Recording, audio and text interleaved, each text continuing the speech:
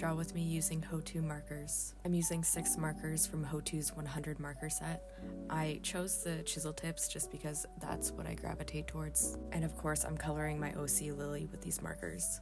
You'll see that I switch between the fine tip and the chisel tip to blend out a smooth base with my markers. Now that my base is dried, I'm blending a darker pink with the base color.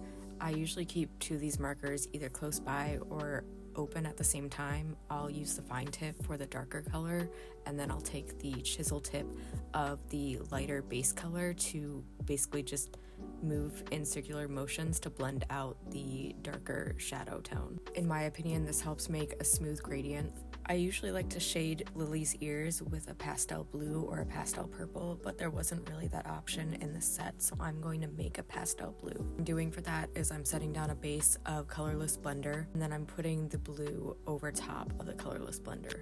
And then I'm using the colorless blender over top of it again to help diffuse that color. I put the colorless blender down first before I put the blue down, because otherwise the colorless blender will pick up some of the color and create kind of like a highlight effect.